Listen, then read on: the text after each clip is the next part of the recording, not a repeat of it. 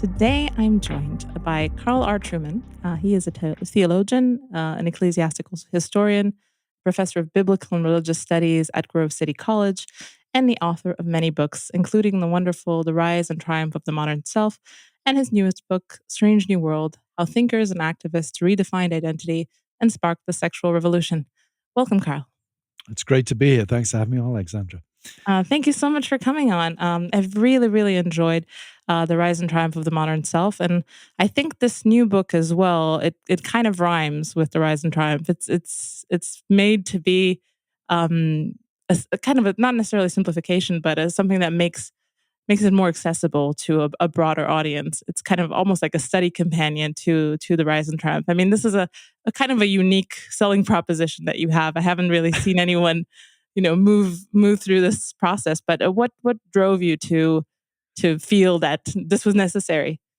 Well, the smaller book, it really came out of a conversation with my friend Ryan Anderson, who's the president of the Ethics and Public Policy Center, a conservative think tank in Washington, D.C. He liked the bigger book, but he called me and said, I enjoy the book, but there's a real problem. It's too big for people to read.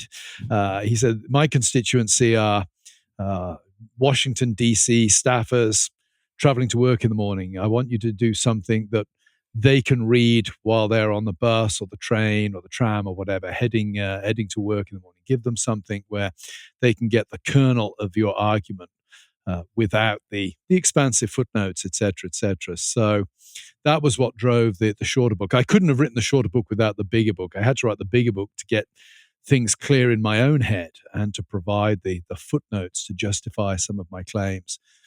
But the little book was really designed for busy people who don't have time to read hundreds of pages on a topic that's maybe of interest to them, but it's not a priority in terms of day-to-day life. Yeah, and the bigger book, The Rise and Triumph of the Modern Self, is a very kind of vast study, a very scholarly approach. It includes many thinkers like Philip Reith, which I was made familiar with by your book, and it's a very interesting thinker, which I think is very much underrated.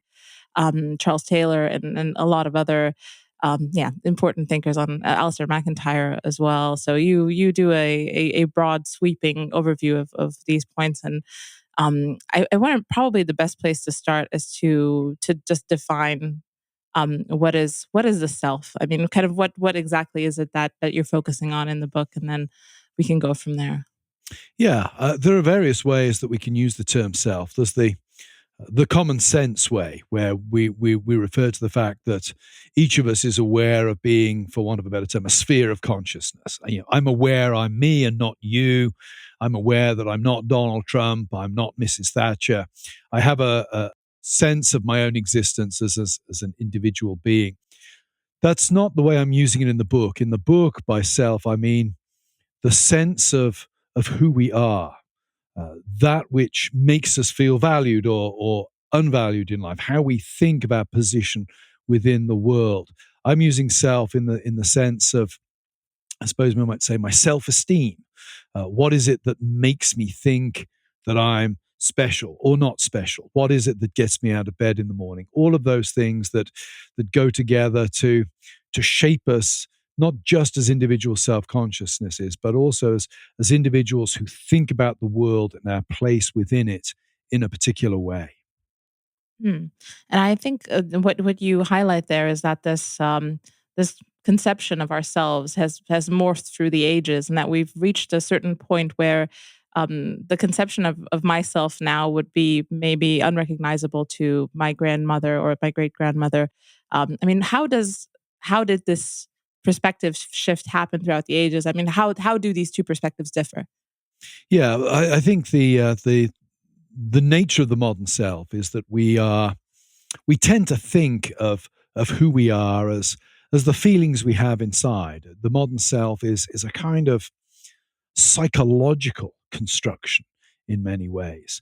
The way I've used this illustration in lectures. I use it, I think, in the book to draw out the difference between my generation's understanding of what it means to be a self and, say, I think you mentioned your grandmother, my grandfather's generation, would be to think of something like job satisfaction. If I were to ask my grandfather, he was a sheet metal worker. He worked in the industrial heartland of England. He worked in a factory. He did what I would consider to be a very boring and repetitive, tedious kind of job.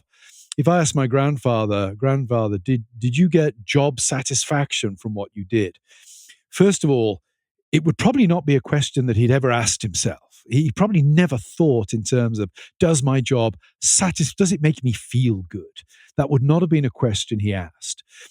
Secondly, once I'd explained that that was what I was getting at, I think he'd respond something along the lines of, well, yes, I got job satisfaction because it enabled me to fulfill my obligations towards those who are dependent upon me. It enabled me to feed and clothe my family. So his understanding of his job is an outwardly directed one. It's all about him fulfilling his obligations to others. And underlying that, I think, is a notion of selfhood, his understanding of himself, what he is for, is he is there to fulfill his obligations towards others. If you ask me the same question, I'm likely to give an answer along the lines of, I love teaching. I find it great fun to stand in front of a class, teach students, seeing lights going on in eyes as complicated ideas suddenly become comprehensible. Yes, I get great job satisfaction. But notice the difference in my answer and my grandfather's answer. My answer is really all about me and how I feel. Yeah, my job pays the mortgage, has allowed me to clothe and feed my family over the years. But that's not my first concern. My first concern is, does my job make me feel good? And I think that takes us to the heart of the modern self is preoccupied with wanting that inner psychological sense of well-being. And that requires ultimately the outside world to pander to my needs rather than me to see the outside world as authoritative and thus attune myself to the outside world. And what led to this? Obviously, a huge shift in perspective. You mentioned many philosophers, but do you see kind of a causality between the philosophy and what happened in the world, or are there many factors that led to this? Yeah, I think there are many factors. I mean, one of the questions when you do intellectual history, when you're looking at the history of how people think, one of the big questions is, why did some ideas catch on and other ideas die out? Why did some apparently good ideas never catch on at all? And then you have to look at the wider social context in which people are thinking. And I certainly think, and I trace this in the book, there's an intellectual genealogy. There is a move from figures such as Descartes and Rousseau who focus on the inner space, upon the mind as being foundational for authority. There's definitely an intellectual genealogy that leads from them to the present day where we place such tremendous authority on our feelings and on our inner psychological states. There's also, I think, a more contextual story as well, and that is the idea of me and my inner feelings having authority can only become plausible in a world where external authority is becoming weaker. So if I was to tell that story, certainly one would want to look at the West at least. And it's a very Western narrative. I make no claim that my narrative in the book applies to every country on the face of the earth. But in Western Europe, one would have to look at the Reformation. The breakdown of the authority of the church provides a context, in fact, provides sort of imperatives for this move inwards. If I can't look outwardly to the church for authority, where do I look? I think the development of economies in Western Europe, the development of technology, making the world a more unstable, fluid, changeable place, that also means that it's difficult to look outward for those points by which I can anchor my identity in fixed externals. Think about growing up. I'm guessing it would be the same in Romania as it was in England. If you grew up in the Middle Ages in Romania, you would probably have lived your whole life within a 40-mile radius of where you were born. That's what it would have been like in medieval England. Now we move all over the place. We think nothing of it, but psychologically, that means we think of the world as much less fixed and authoritative than it was. And when we lack these external points of reference for fixing our identity, for knowing who we are, we will look for other things that do that, other communities, or we'll look inward at our own feelings. So I think there's an intellectual genealogy, but there's also, for want of a better term, a sociological genealogy of the rise of the modern self as well. So it seems to me that often in history it happens so that the conditions loosen just enough for kind of philosophers to come in and be the muses for not necessarily building an intellectual movement, but describing things that are already in motion and maybe adding, fleshing them out Yeah. with their kind of intellect and getting the ball rolling, so to speak. Yes, and we see a good example of that with the issue of gender today, the radical separation that's taking place between gender and biological sex. Marx and Engels in the Communist Manifesto note that the more mechanization proceeds, they say, the less the difference between biological difference between men and women will be significant. They're really thinking of production. You know, it takes a pretty big, strong guy to wield a sledgehammer.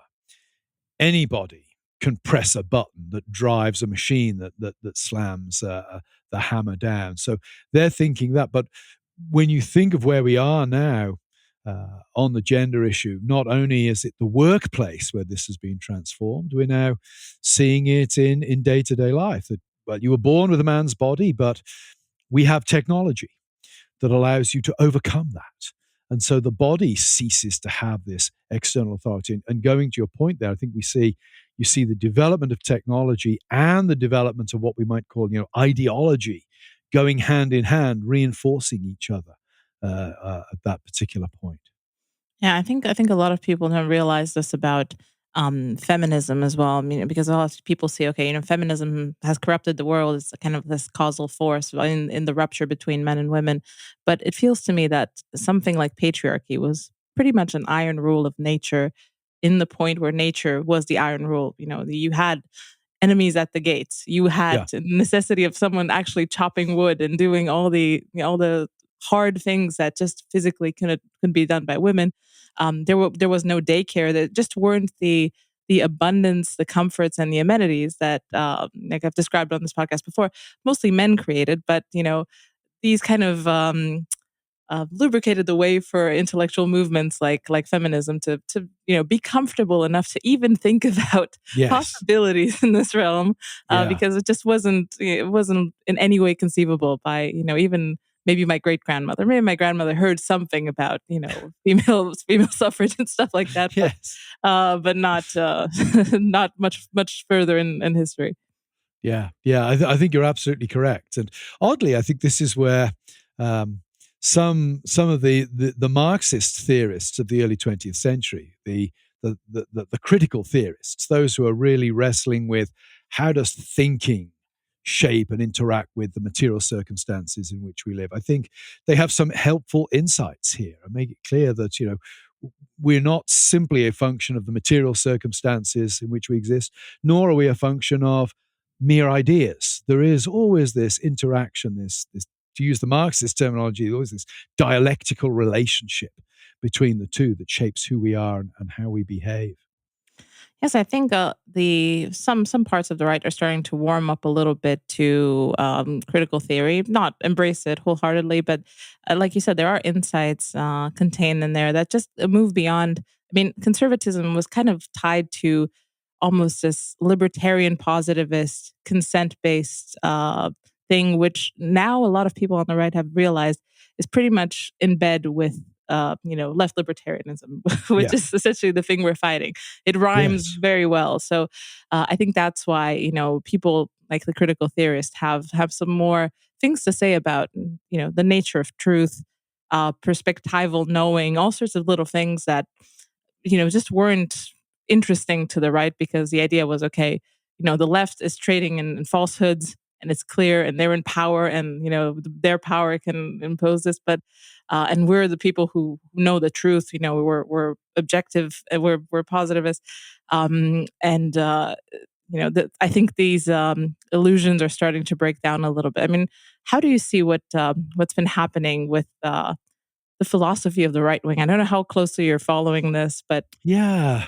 Um, I'm not. I mean, I'm more. I mean, my background is as a historian, and I would say, yeah, coming from England, England generally, certainly the England that I grew up in was, well, when you move to the United States, you realize, yeah, I'm actually a pretty middle of the road political figure. When you move to a country like the United States, I guess I always regarded myself as, I suppose, right of center, but not radically so.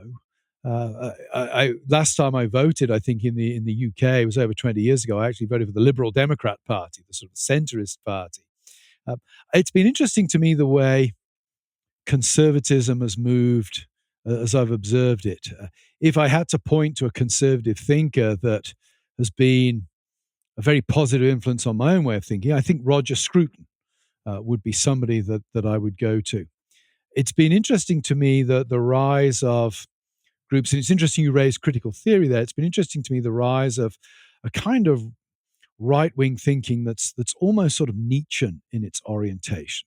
There's almost a ruthlessness of seeing everything in terms of power relations uh, that I find, I suppose, worrying in many ways. And it's interesting that you drew a parallel with the left. There's when the discourse of politics simply becomes a matter of who can exert the most power, then that's not what I want from a conservative philosophy. I don't want mere war of all against all, fighting for the culture. I want some coherent and attractive understanding of what society as a whole might look like. So I guess the whole Trump phenomenon interested me in the United States. I've lived here for 20 years, over 20 years now. Uh, I don't have a vote, but had I had a vote in 2016, I might have voted for him, but really had to hold my nose to do it. What worried me was how many on the conservative wing of things seemed to think he was the wave of the future.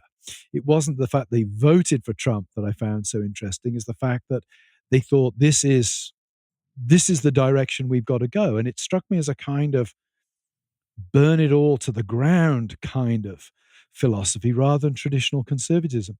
And that's why in 2016, when Bernie Sanders, the very left-wing candidate, pulled out of the election, a significant section of his voters switched to Donald Trump, which confused people trying to look at the thing from a straight traditional left-right perspective. But if you look at it from a point of view of iconoclasm, burn it all down to the ground, makes a kind of sense. Yes, I mean there have been a lot of shakeups since 2016, and I feel like the main lesson for the so-called kind of more fringe right, dissident right, has been a lesson about power. I mean, they've seen essentially what happened when Trump went in power. This obviously a fascist Nazi person, that the whole immune system of the so-called deep state or the state in general tried Yeah. to reject in every way. The massive counterforce that popped up to fight Trump. And it kind of the lesson was that okay, we had the electoral victory in terms of actual real world consequences, in terms of how much power someone in that position is if they're not actually wanted by the system, if they're just like a Yeah. surprise. There's not much. So people, if you're familiar with concepts like the cathedral and essentially kind of this more shadowy system that is fueled by the universities but not represented by the university, has major institutions in places like the New York Times, essentially the big media Yeah. corporation CNN, and it's kind of this distributed system that doesn't need to be coordinated from the top because it's aligned with elite status. So everyone kind of knows what you should believe because this is what the elites believe. That trickles down through media. I mean, if you've ever watched a movie made in the last 10 years, you'll know what I mean. The Oh, yeah. information is in there, for you to be diffused into your system. So this is kind of what someone called Curtis Yarvin calls a cathedral. And it's kind of this concept that okay, the thing that we're fighting is not necessarily at the ballots this guy or this guy. It's a whole system of beliefs that is very top down, but it's not aware of itself. It's kind of Yeah. headless and distributed. So I don't know. And obviously, there's a lesson about power here. Okay, it's Yeah, and I mean that ties in very, that's very close, of course, to what the post-structuralist thinker Michel Foucault was articulating relative to power. Of course, he was picked up and used by the left by and large. He became something of a methodological icon for the left. What's interesting, of course, is that strictly speaking, his analysis of discourses of power is not political from that perspective. It's simply an analysis of the discourse of power. And it's been interesting seeing the Italian philosopher Giorgio Agamben using Foucault's post-structuralist approach relative to government policies on things like COVID, et cetera, and showing how states of emergency, for example, the normative nature of the state of emergency is a way, it's a discourse of power, it's a regime of truth. It's fascinating seeing the gurus of the left of my student days are now very useful to the right because it's the left that, generally speaking, has the cultural power these days.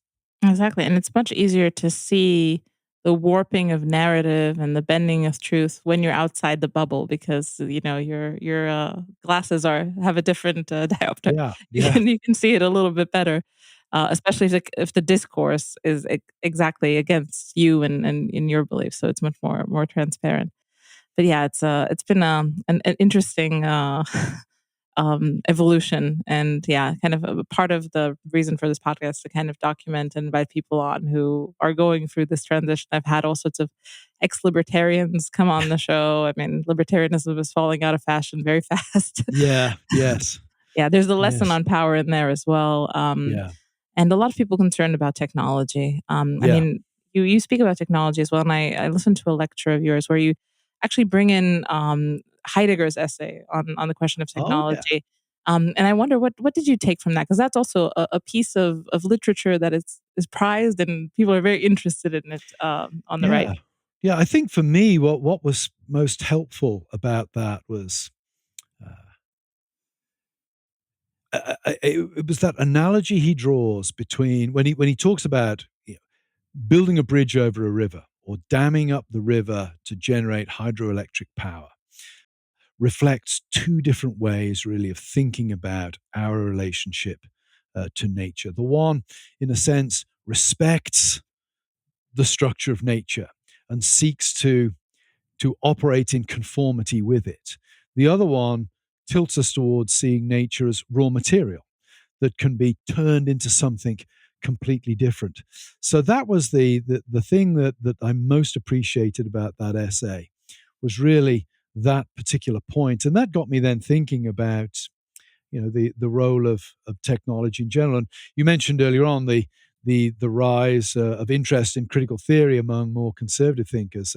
When you were talking about that, what came to my mind was um, I'm thinking of Adorno and Horkheimer's dialectic enlightenment, where they really bring out that that reason and technological reason present themselves as liberating, but can actually be enslaving. And my mind went to a trivial event. I've mentioned this in lectures, but I think of my smartphone. My smartphone, I think it liberates me because it allows me to communicate with my wife wherever I happen to be.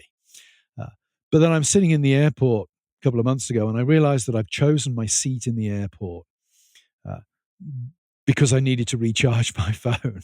And there's it's a trivial thing. And I was delighted to see, I think, when I read Yuval Noah Harari's Homo Deus, he had exactly the same experience. I thought, oh, I'm not the only person experiencing this. I suddenly realized, well, wow, does my cell phone liberate me? Or does it actually restrict my freedom? Am I now restricted in where I can sit in the airport? And I think that's one thing that Heidegger points towards, and that we're going to have to wrestle with more and more in the coming years. To what extent does technology liberate us, and to what extent is it actually just another, to use Weber's terminology, is it just another iron cage in which we have effectively imprisoned ourselves? And I think that's a very, very interesting question. Yes, I think it's also something that shapes our conception of ourselves quite a lot, especially with social media. Because I mean, the GPS app, it doesn't really do that much, but this kind of infinite mirror that we love to step into, and comparison and all this, mimetic drives that we're I don't know if you've subscribed to Renee Girard's kind of a mimetic theory, but the idea that you're stepping into these spaces where aspirational types of living from high status people are on display 24/7, and they're not only do you select them, the algorithm then kind of understands what you like, and then it starts Right. feeding you similar dreams and similar visions, and it's quite interesting, but it's also yeah, it is warping of a certain relationship with the self. I mean, Yeah. this is definitely an accelerant of the phenomenon you describe. Yeah, and I think um, it's the death knell of libertarianism that we Yeah. realize that actually we are not as free. Even our conception of freedom now is shaped by technology. It's not a free conception of freedom.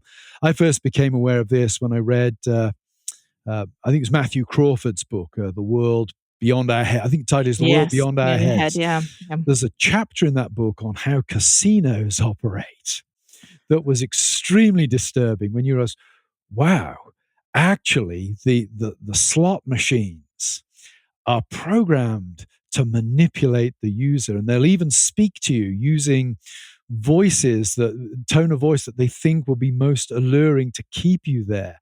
And after I'd read that chapter, I thought, well, any libertarian who reads this chapter has got to realize that libertarianism is just not a practical possibility anymore, because we are potentially subject to an infinite amount of manipulation through this. So, yeah, technology, as you say, social media, but it was there in casinos before it hit social media. This manipulative nature of the Yes. machine and of reality. I remember that chapter. It's one of the most striking in the book. I mean, it describes people who are in the casino for days, soiling themselves, and Yes, they're the best customers. They yes, keep bringing yeah, them drinks.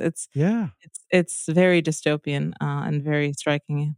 My image of casinos was, from James Bond movies where it's good looking guys in tuxedos, beautiful women in gowns, high rollers. It's not very poor people soiling themselves in front of slot machines. It was a real eye opener to me in many, many ways. Yes, yeah, that book I recommend it to anyone. It's really eye opening, and it really makes you reconsider questions of agency, of consent-based law systems, of consent-based morality. I mean, does the concept of consent come into the idea of being a modern self? I mean, it seems that that's the way of engaging with the state, with other people. It's all just there's a barrier of consent, and nothing else matters. Yeah, and I think one of the problems there is that consent is, I won't say impossible to define, but is incredibly difficult to define for precisely the reasons Foucault would point out with discourses of power. Um, the hashtag Me Too movement, of course, very controversial, but one of the helpful things I think that it did was it raised public consciousness about the complexity of consent, that establishing what does it mean for a woman, a, a no-name woman desperate to get a job in a movie, can she consent to having sexual relations with a movie mogul like Harvey Weinstein? What does it mean when the power difference is so huge? And as I make the point in the book that as we move to this situation where sexual morality has been effectively eviscerated of any intrinsic moral value, we've moved to a position where sexual activity, the morality of sexual activity, is pretty much determined by an extrinsic factor, the factor of consent. Uh, if two people, three people, five people, however many, are up to something sexual and everybody's consenting, then it's okay. The problem then is A, consent is difficult to define, and B, consent isn't even something we consistently require at law for a lot of things, particularly relative to children. And in the book, I make the point that don't think that a sexual morality built upon consent is strong enough to protect children, because We don't require children to consent to things that we have decided are good for them. My children did not consent to eating vegetables. They just had to do it. My children did not consent to going to school. They just had to do it because society decided these things are things they need to do. So saying that we're safe with a sexual morality of consent, that's strong enough to keep children protected because children can't legally consent.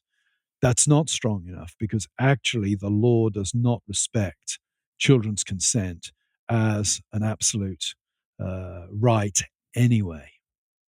Yes, I mean, if you listen into any sort of more libertarian discussions on this topic, I mean, it tends to slip a little bit because it's the more honest ones realize that, okay, 18 is relatively arbitrary, or whatever the age of consent is in different regions.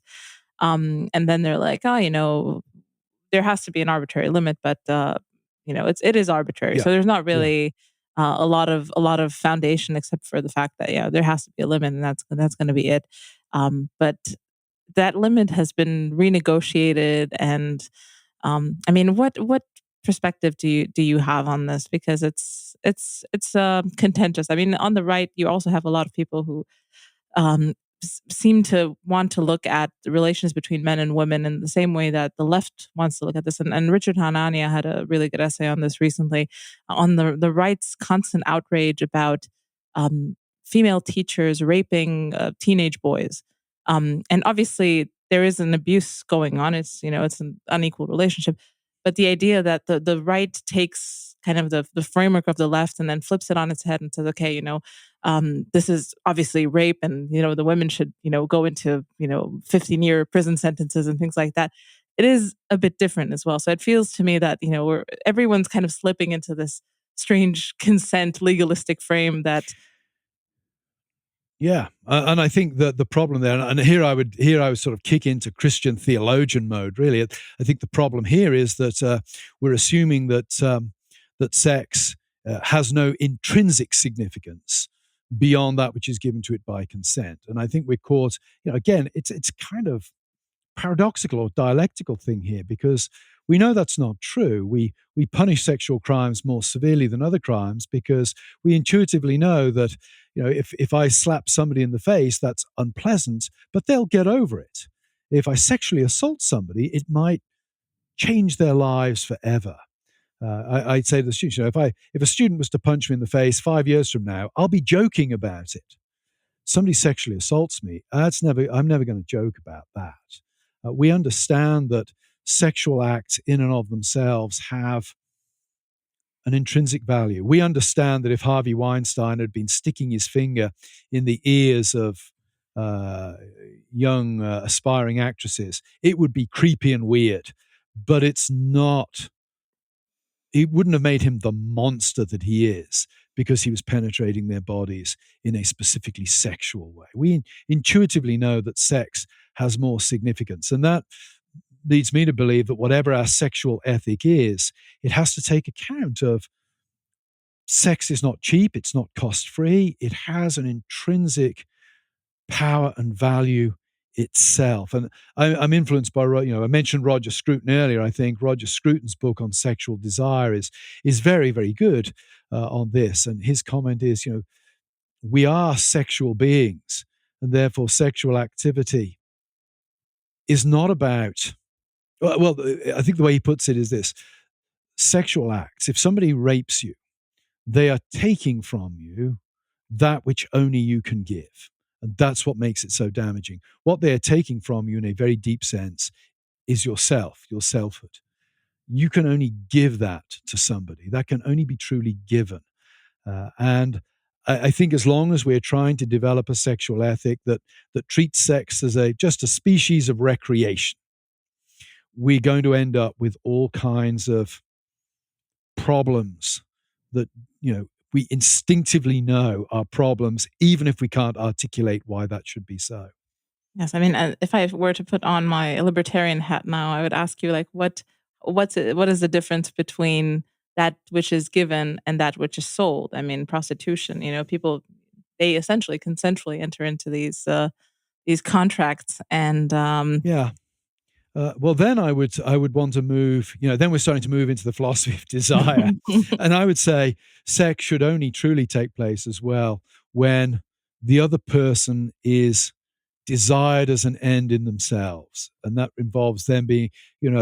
I think this is what Freud gets wrong about. Freud gets a lot right, I think, about the power of sexual desire. What Freud can't explain is why desire for one particular person can be so powerful. Because if sex is all about the pleasure of my own genitals, what does the other person really matter? And I would want to make the case for saying, well, the difference between making love to your wife and having sex with a prostitute is precisely in the way I've described it there. I make love to my wife because she's a real person to me. And I want to make love to that particular person with that history and that relationship to me. I can have sex with a prostitute because, you know, making love, only my wife will do. Having sex, anybody will do. And Scruton, again, he makes a nice distinction with what he calls faces and bodies. And he says, true sexual erotic desire is desire for a face, a particular person. Misdirected, wrong sexual desire is really desire for my self-fulfillment, in which case anybody will do. I think you said you're married, Alexandra? Yes, yes. I'm married too. On our wedding days, if somebody else had turned up to marry us, we wouldn't have gone through with the ceremony No. because it was not about just having sexual relations, nor was it just about having children. It was about giving something of myself to that specific other person. So it would take a long time to elaborate all that. But if I was up against a libertarian, I'd be wanting to focus in on what makes the particularity of love and sex so significant. Yeah, I think it's interesting to look at. It seems like this dimension itself is slowly fading. The particularity and the intensity of eroticism and closeness and intimacy and things like that are slowly. I mean, if you look at even just statistics, if you want to be very kind of rational about this, any sort of statistic shows that, in some of the most apparently most debauched times in history, people are having less sex than usual. Yeah, Young yeah, people less so. I mean, teen pregnancies are down just because people really are not sleeping with each yeah, other anymore. It's yeah, like it's just the frisson of interacting with the other is gone. I mean, yeah. some things are. I mean, do you think that our inward looking perspective is something that might be a part of this? It could be. I mean, I think Mark Regnerus's book Cheap Sex makes a strong case for saying that the pornography is giving people what they want sexually. And that, of course, means they don't have to have real sex. His point is, 200 years ago, sex was expensive. Young guy wants to sleep with a girl. He's got to be clean. He's got to have a job. He's not only got to persuade her, he's a good bet. He's got to persuade her family. He's a good bet because if he sleeps with her, she's going to get pregnant. So guess what? They have to be married in order to have a stable situation to protect the fruits of their sexual relations. And Mark makes the point that today, particularly young guys, they can watch pornography, they can get their sexual pleasure that way, and it's very cheap. They don't have to bother making themselves attractive to young women. They don't have to invest in a relationship in order to have sexual satisfaction. I mean, he makes the point that it's not as good as the real thing, but it's good enough for them not to want to bother making the extra effort for the real thing. And I think that's, pornography is almost certainly a component in what's going on. I think what you're pointing to there has broader implications than just sexual activity. I think that there's a deep loss of the concept of friendship in our society. I was talking to a Christian worker in one of the local high schools around here in Western Pennsylvania sometime in the last 2 years, and he was telling me that I think he said around about 70 or 80% of the 12, 13-year-old girls in one class identified as lesbian, same-sex attracted. And I asked him why he thought that was, and his comment was, it's because we've not taught young people what friendship is. that you have two young girls, they have strong feelings for each other, and all we've done as a society is tell them, well, if you have strong feelings for somebody the same, it's got to be a sexual thing. No, it could actually be what we used to call deep, powerful, passionate friendship, which had no sexual connotations whatsoever. But we've really excluded, I think, that sort of category now. So I think when you talk about a loss of intimacy, it's not just a loss of sexual intimacy, I think we're witnessing in our society. It's a loss of real non-sexual intimacy as well. And there, again, technology probably plays a part in when people are just tweeting at each other or texting at each other. It's not the same as, to use a very English analogy, it's not the same as sitting in the pub and buying a round of drinks for your friends and sharing a glass of beer and entertaining stories together. Actual physical friendship, I think, is something we're increasingly losing. Absolutely. And I feel like it's, like you said, this is a very broad point about kind of this disembodiment. It's not, we're not present in our bodies because we don't really have to be. And I feel like people tend to take the path of least resistance with things. Like I admit I have groceries, ordered in because I have a small child, and it's a bit of a nightmare to take him to a supermarket. And it's really nice. I appreciate technology is not all bad. It's good to use it for some things. But there's also obviously something that I'm missing out on. There's a bit of kind of the serendipitous socialization of just going to the store, of knowing the people, of if you order takeout to be brought to you, you don't engage with the people at the restaurant and things like that. So you're just kind of slowly cutting out all of these opportunities to not just socialize, but also to practice socialization, to, like I know a lot of people of my generation, even I am a little bit, not the greatest person on the phone. I prefer to send a text before I'm going to call someone. But I know people who are paralyzed by the concept of just calling someone out of the blue, without prior announcement, without a prior email. I'm going to call. So it is really, there are a lot of skills in life and dealing with other people that you just lose. And also tolerance for, just the ambiguity of social relationships, and also dealing with difficult people. Back in the day, you couldn't be mad at your baker because you wouldn't be getting any bread if you were, know. So you'd have to kind of negotiate difficult people, difficult solutions. So it just feels like all of these just, they're being melted away by easier, frictionless ways of engaging with the world. Yeah, and it goes back to Matthew Crawford's book, which, of course, you make some significant comments on this. I do think that loss of real. I mean, I just noticed, I don't do Twitter myself, but occasionally I'll look at a couple of, somebody will send me a Twitter thread where people have been falling out. My impression of Twitter is typically in Twitter debates, the temperature always rises. And the positions become more polarized. I've not taken part in many debates in my time, but the debates I've taken part in, the temperatures tended to go down in them by and large, because there are all these, there's this subliminal body language. There's the ability to exchange a joke between speeches with the person. There's a humanity to in-person debating. It doesn't always work this way, but in my experience, there are more controls on keeping things calm and civilized when you're really in the physical presence of somebody. Yeah, that is a really, really good point, and it's kind of a very good, diagnosis of what's going on Twitter right now, because unfortunately I am on Twitter and I'm quite quite involved. So it feels like we've gotten into not only the narcissism of small differences, the narcissism of minute, just microscopic differences, and constant schisms, constant faction battling over, I don't know, just the most ridiculous questions about should men have wives? Should they change diapers? And all sorts of interesting. I don't know. Yeah, it's kind of stuff that I just worked out in the rough and ready common sense of life. Yeah, yeah. You drew your inspiration somewhere else. Yeah, I mean, good. I was always amazed. I reviewed, I think it was Jordan Peterson's 12 Rules for Life a couple of years ago, and I said one of the remarkable things about Jordan Peterson is he's so controversial, because 12 Rules for Life, this was stuff my mum taught me. It was just, this is how you live, keep your bedroom tidy, that sort of stuff. This is now controversial, apparently.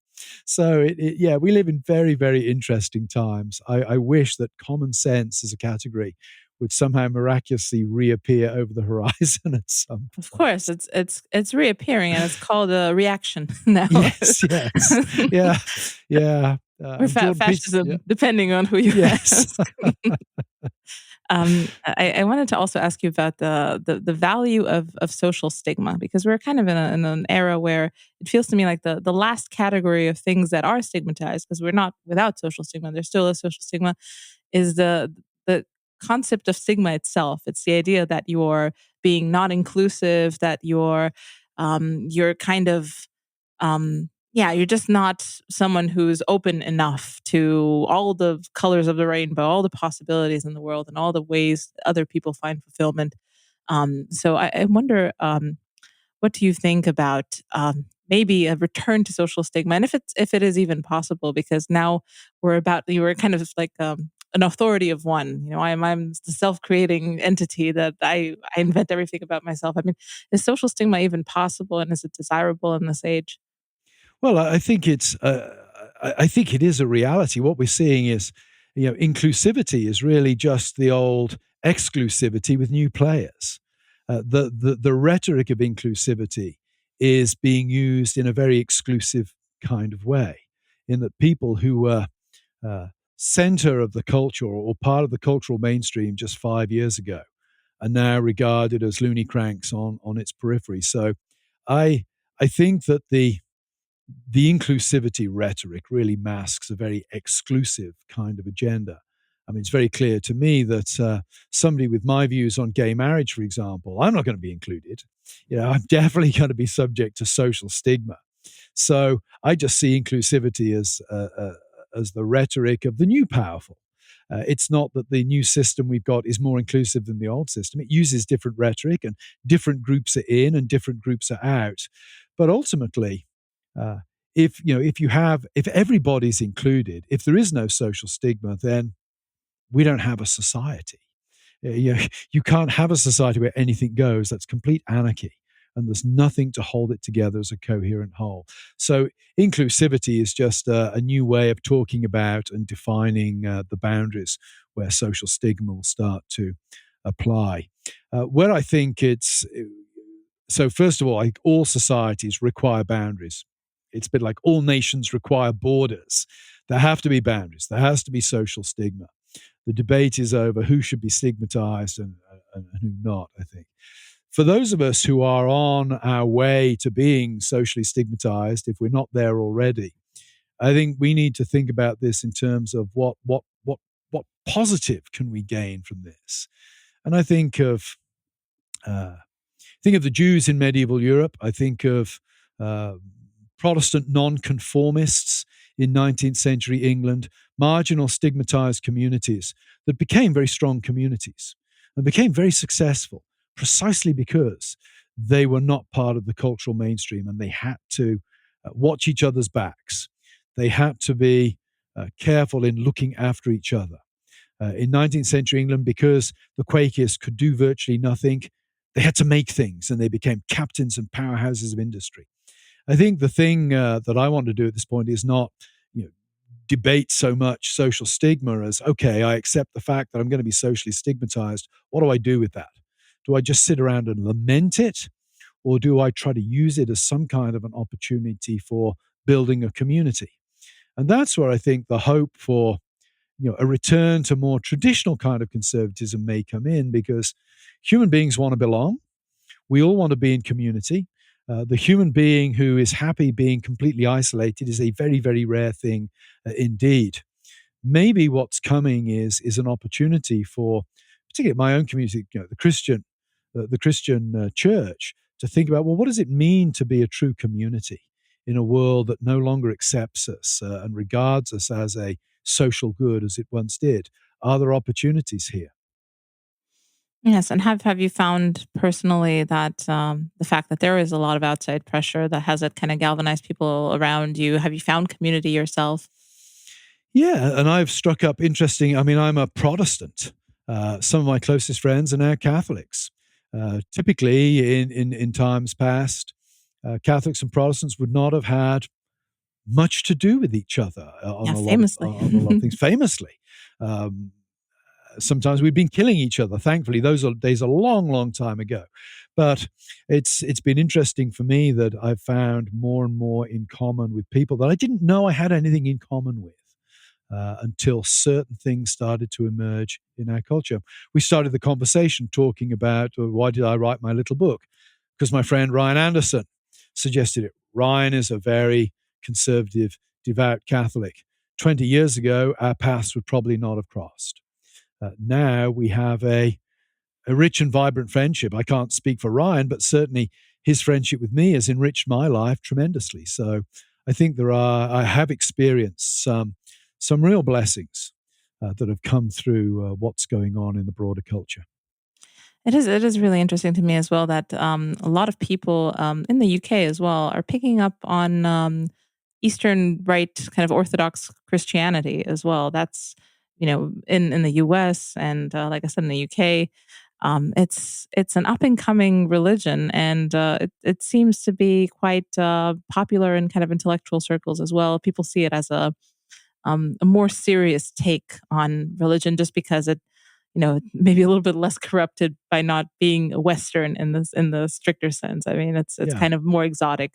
To me, it seems yeah, a bit strange because this is kind of the church that I grew up around. It always seemed a little bit kind of heavy-handed and tiresome with the long rituals and all this stuff. And my family's Catholic, and we're kind of, I mean, cafeteria Catholic, and a little bit more yeah, light yeah, on the time spent doing all of these yeah, rituals. yeah. So it is really interesting to me that it's gaining steam. Yeah, and it offers at a time when the history of the West is in crisis. You're not allowed to be proud of the history of your nation anymore. You're not allowed to be patriotic. We live in a world of, I mean, you referred to cafeteria Catholicism. We have the same in Protestantism, a kind of consumer-driven thing that is detached from history, or where history is really just it's a souvenir. It's not really something that you're into. I think Eastern Orthodoxy, traditional forms of Catholicism, these things strike deep roots for those looking to find roots, looking to find a sense of belonging. So I can see the attraction. I have a colleague at Grove who's a convert to Eastern Orthodoxy. I have students who are converts to Eastern Orthodoxy. And when I ask my students why, they'll give an answer very similar to the one you've given. It'll be the grandeur of the liturgy has a grown up feel to it that they've often not found in the Protestant churches they grew up in. And they feel that they belong to something that is bigger and deeper than what the world around is now providing them with. Yes, I feel like there's a kind of an aesthetic sense to it as well, and yeah, the fact that it feels older. It's very old world. With yeah, I just know Yeah, that. Yeah, it seems I can understand it. I mean, and there's also a lot of obviously every religion has very interesting scholars, but quite a lot of maybe underrated scholars and people that people don't really read, like Father Seraphim Rose, and then that are kind of now more interesting. yeah, But yeah, there's quite a lot of stuff that's being translated now from Russian, Greek, and even Romanian. So yeah, it's an interesting undiscovered space, and I feel like that's probably the yeah. appeal. I mean, Seraphim Rose's little book on nihilism is a very, you know, book written before its time, really. Nihilism is one of the big things I think that's eating away at our culture now, and that's a prophetic little book. So I think you're absolutely right. And then when you've got Dostoevsky, my students love literature, Dostoevsky, et cetera, takes them straight into the Orthodox world.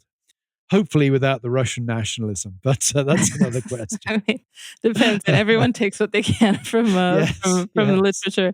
Yeah, I think there's been quite a lot of interest in Dostoevsky recently as well, and yeah, kind of as a counterpoint, or kind of as a little bit of a contrast to Nietzsche, which had a fairly similar life trajectory, but they ended up like theologically and philosophically in different places.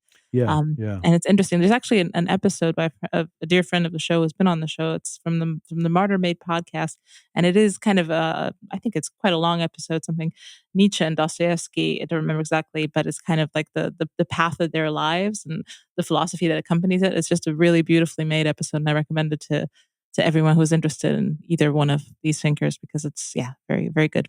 Um, interesting. And we've come to the recommendations part of the show at the Okay. end. This is a question that everyone gets. It's a question about a subversive thinker in the spirit of the show that maybe people are not that familiar with, or maybe is underrated, or you think people should be more interested in. And yeah, it could be a writer, it could be any sort of type of Yeah. figure. Good question.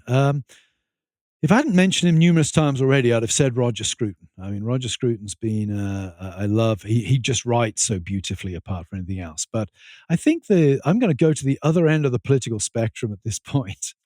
Terry Eagleton, the English Marxist critic, who's always unpredictable as a Marxist. He slams the new atheists, for example. I found Terry Eagleton over the years to be he writes well, he's witty, he's funny to read, which is very unusual in a Marxist theorist. But I think I'm going to recommend Terry Eagleton, particularly his book, The Illusions of Postmodernism. It's probably 30 years old now. I found that the single most helpful book I ever read on the postmodern moment. And it struck me as odd that here, as a Christian, I found strong points of affinity with the Marxist in his aversion to radical relativism. So I'm going to go for Terry Eagleton. And also, I recommend his little autobiography, The Gatekeeper. It's one of the funniest books I've ever read. It's not a Marxist philosophy book, it's a memoir. One of the funniest books I've ever read. But Terry Eagleton, I think, is the man I'm going to go for. Excellent. Yeah, I mean, definitely has not been recommended before. I just know Terry Eagleton as, I think he's also a science fiction writer. I think he's written. Don't think he writes science fiction. No, He something does. maybe else. He writes for Unheard now, which of course I think is the sort of Ah, British equivalent of middle of what the you're road, doing yeah. on the podcast. Exactly. Yes, yes. Dissident opinions. So he's a dissident leftist, which makes him very interesting. That is interesting. I think there's a new, relatively new publication, not that new now. There's Compact, which is trying to do something similar, kind of bringing Yeah. in. There's quite a lot of Marxist on Compact, which is not common for a so-called right-wing publication. But yeah, I think that's Yeah. kind of the synthesis they're aiming at, and maybe Terry Eagleton will find his way to Compact as well. Yeah, the editor, Matt Schmitz, I actually said grace at his wedding. He's an old friend from First Things days, and he's definitely not a Marxist. But I noticed that he'd got Slavoj Žižek on the editorial board. So yeah, that's a very interesting publication. Yeah, it comes back to the fact that the right is rediscovering some other avenues of truth, which is not non-traditional avenues for it. And I think a lot of the actual hardcore Marxists are disenfranchised, and it's a good time to make strange bedfellows, I guess. Yeah, my own grandfather was a lifelong socialist, but ended up voting conservative in the 1980s. Precisely because of what we would now call identity politics. He felt that the left had abandoned the poor working man in favor of what he would have regarded as middle-class bourgeois identities. Yeah. I mean, I can echo that. I mean, my family's also been through every sort of ideology. Yeah, I mean, not very extreme, but yeah, just in the sense that they've been persecuted by every regime that we've had flow through this region. Right. So yeah, of which there have been quite a few, of course. Yeah, yes. Unfortunately. Yes. I want to thank you so much, Professor Trueman, for coming on. This has been a pleasure, and I want to encourage people very, very sincerely to read The Rise and Triumph of the Modern Self. It's a beautiful book.